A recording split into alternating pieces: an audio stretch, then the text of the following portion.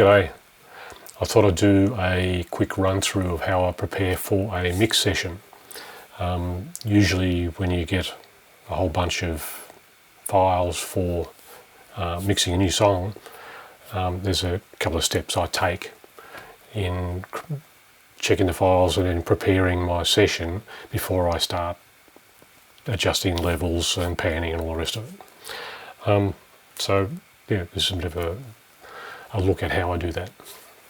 I'm Mark Lowry. I'm a musician and audio engineer, and I run a home studio. Typically you'll get your files in a zip file of some sort. In this case I've downloaded them from Warren Hewitt YouTube video he did, where he was reviewing a piece of gear, and he made the recording multitracks available. Well recorded, interesting. It's a cover of Led Zeppelin's The Ocean. I'll put a link in the comments where you can find that video and the download link for the audio files. Now those audio files typically come in a zip file. So obviously your first step is to unzip them. In this case, we've got 28 files. They're all WAV files. I think the last one, this file number 28, I think that's Warren's mix of the tracks.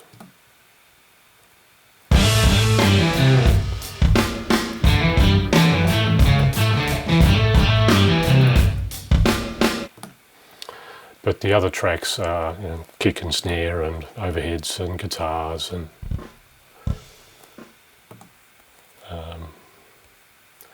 guitar main riff.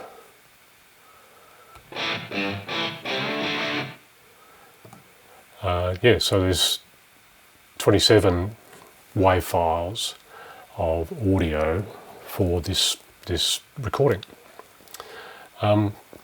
So the next step is to check the audio quality. So these are 48 kilohertz and 24-bit depth recordings, all of these files. So now typically I work at that level, 48-24, in most of my sessions. If I get files that are 44-116, for example, I'll probably convert them up, particularly if I'm going to be adding additional recordings to them. If I'm going to put guitar on them or something, or just add effects. I think the 48-24 gives you a better quality for those additional add-ons. It doesn't change the original audio, so in some ways you can probably stick with the 44-116. If they're 96 32-bit floating or something, I'd probably run the session at that level. It chews up a lot of space, and that can be an issue as well. In any event, these are 48-24, so I will go to my Pro Tools session and create a 42-24 bit session for mixing. Now, this is going to be pretty much the same for all DAWs. It's just the way I use Pro Tools. So 48-24, create,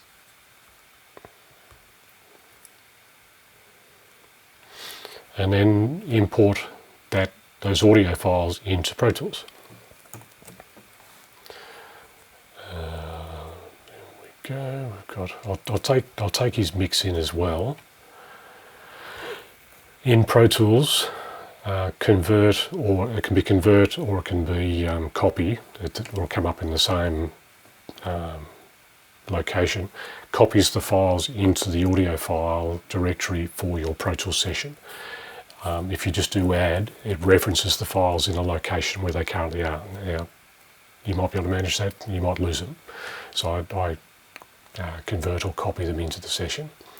It's converting them from 48 to 48.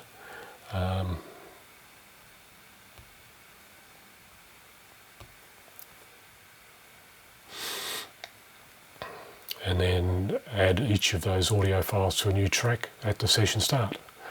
And when you're preparing files for somebody else to mix, you've got to have that starting point fixed for all the files. Otherwise, they won't know where your music is in the session. I mean, sometimes people will send you their session to mix from, and that can be good and bad too. But in this case, I'm creating a new session, imported the audio. The next step for me would be to check the names of the audio tracks that have been published by Pro Tools, created by Pro Tools, to ensure that they've got a readability aspect. As you can see, like, some of these have got unusual numbers and the like, and it doesn't aid readability. So for my immediate benefit, I'll go through and rename all those.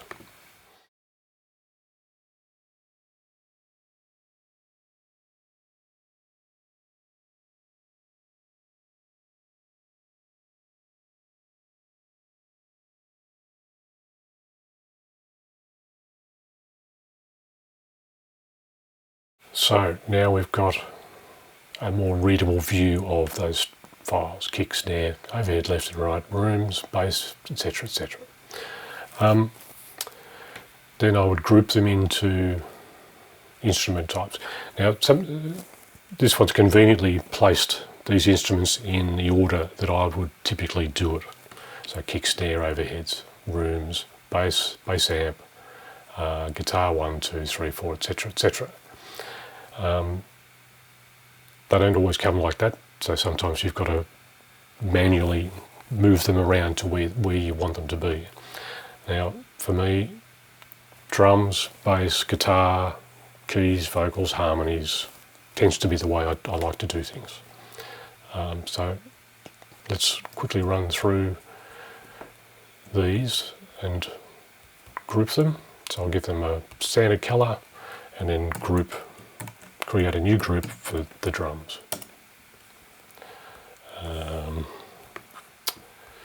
Bass amp, give them a different colour.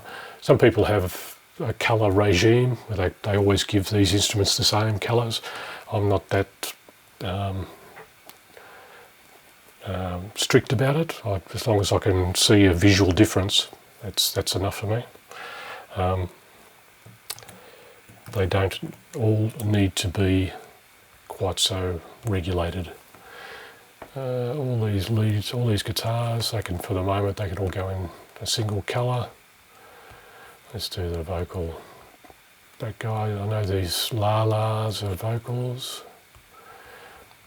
That ad-lib is a vocal. And then there's all these harmonies that come in towards the end. And that's Warren's mix, so I'll leave that as is. Then I give each of these guys their own auxiliary channel. So for the drums, I'll do a stereo auxiliary. The bass, I'll do a mono.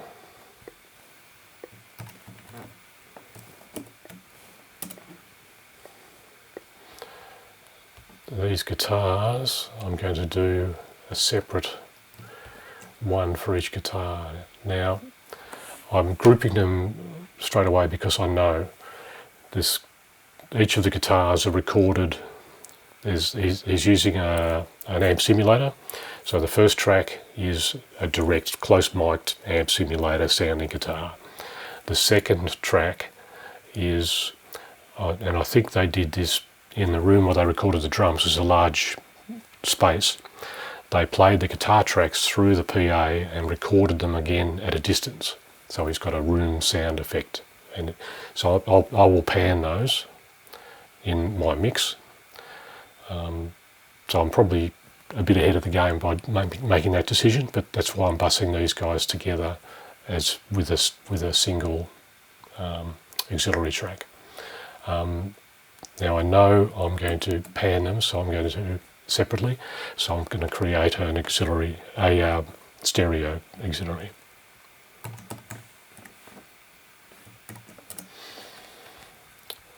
The same for all of these guitars individually.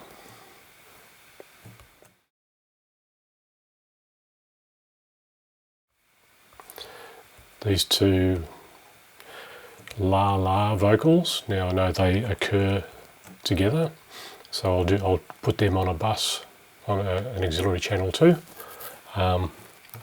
and I may or may not treat them together or separately. I'll make that call as I get into the song. And these harmonies, similarly, I will make that call once I get into mixing the song.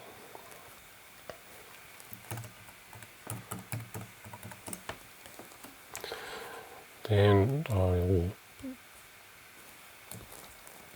link all of those, or route all of those individual tracks through an overall mix bus.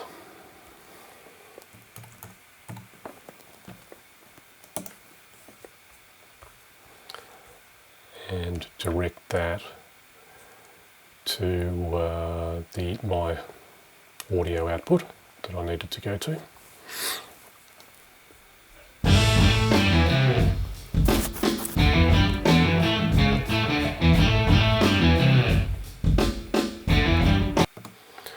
We're pretty much in a position to start mixing. From there, you're going to start doing some basic panning, static mixing. Like, I think these guys, I'll probably bring them down a fair bit to start with.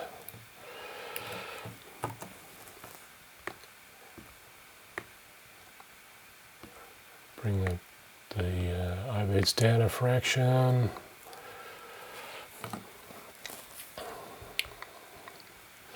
Maybe start panning.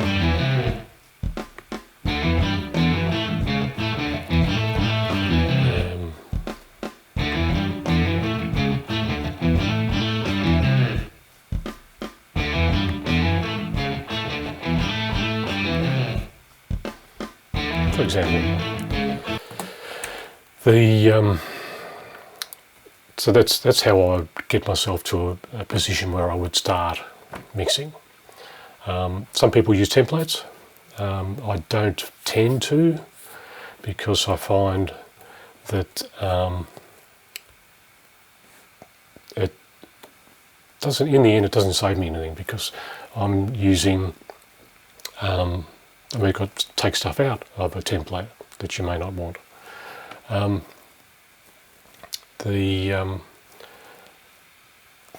tend to build it as I'm initiating the session. So I'll be playing the song while I'm creating those buses and renaming them and the like. So I can hear the song, get an idea of what it is I'm trying to do, and start thinking about what I might do once I get into the mixing stage, while I'm creating the basic look of the file, getting the instruments into groups, and then in their locations in the session, creating subchannels and the like, so that I'm then in a position to actually proceed with mixing fairly uninhibited. So there you go. Hope you got something out of that. Like, subscribe, all those sorts of things, and I hope to see you another time. Thanks.